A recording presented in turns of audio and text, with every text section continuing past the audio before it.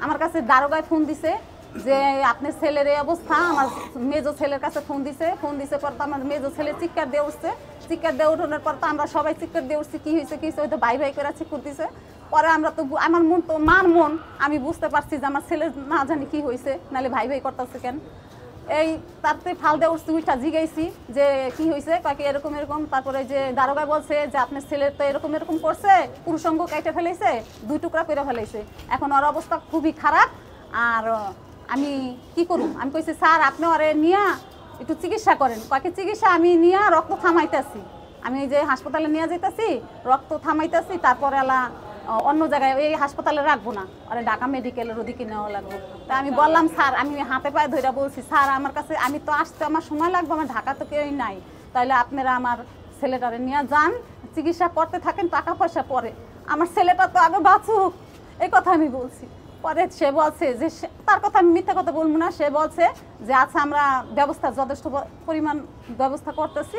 পরে তারপরে সে ওইখানে রক্ত থামাইছে, ওর রক্ত বলে পড়তেই আছে, ও মানে ওর কোনো হুঁশজ্ঞান নেই, ওর রক্ত পড়তেই আছে।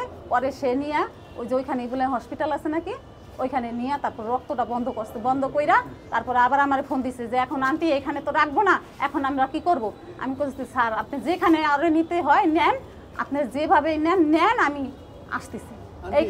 আমার একটা প্রশ্ন, সেটা হচ্ছে যে দীর্ঘদিন ধরে কিন্তু তাদের জামাই বউয়ের একটা দ্বন্দ্ব চলতেছে, মামলা হয়েছে আগে কিছু, তারপরে বারবার কেন আপনার ছেলের ওই যেহেতু মহিলা খারাপ তার কাছে কেন বারবার ওই যে ওরা জেলে পুলিশ দিয়ে ধরাই দেওয়ার পরে ও ছাড়াই নিয়ে আবার ওর ব্ল্যাকমেল করে।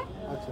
আর ও বলছে যে ওইবার কথা যে বললামই যে ও এরকম করছে, বলছে যে পুলিশে নিয়ে দিয়া ওই যে টাকা দিয়া মানুষে বলছে যে 1 লাখ টাকা দিব, 1 লাখ টাকা দেবো, আর যেখানে পাও আমার ধরাই দিবা, 1 লাখ টাকা দেবো, আর জীবনের শিক্ষা আমি দিয়ে দেবো। এটা আমার নিজের শোনা, আমি ভিডিও দেখছি।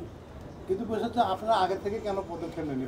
ওর কাছে টাকা চাই, টাকা দাও, টাকা দিন, টাকা চাইছে যে ওর 5 লাখ টাকা বলে কাবিন দিছে, তারপর ওর পিছে কত লাখ টাকা খরচ করছে বলে, ওই 3 বছরে বলে ওর কয় কোটি টাকা আমার ছেলে খায় ফেলাইছে, খালি খাইছেই বলে। আচ্ছা আচ্ছা, আমি এই বিষয়টা বলছি, এই বিষয়টা আমি জানি।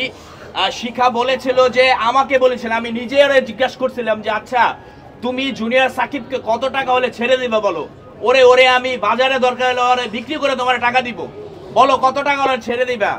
ও বলছে 100 কোটি টাকা হলেও আমি এই ছেলেকে, এই জুনিয়র সাকিবকে ছাড়বো না, প্রয়োজনে ওরে আমি মেরে জেলখানায় যাব, শিক্ষা দেব। তাহলে টাকার কথাটা এখানে আসে না, 5 লক্ষ টাকা কোনো বিষয় নয়। বিষয় হচ্ছে যে এই মহিলা একটা মানে সব থেকে খারাপ একটা মহিলা, যে নাকি যদি ভালোবাসে, বলে যে আমি সাকিবকে ভালোবাসি, তাহলে ভালোবাসার প্রমাণ কি এইটা? আর একটা জলজন্ত একটা ছেলের কেটে সে ভালোবাসা কি প্রকাশ করলো?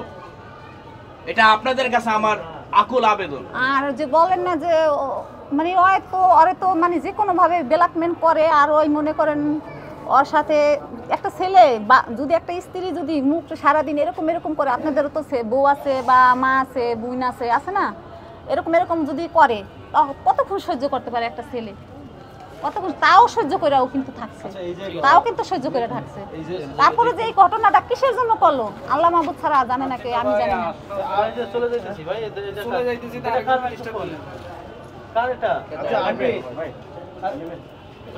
অনেকক্ষণ কথা বলছে, আন্টি অনেক ক্লান্ত, আর ভাইয়ের কাছে যাইতে হবে। হ্যাঁ ওখানে ঠিক আছে ভাই, অফ করে দেন। হ্যাঁ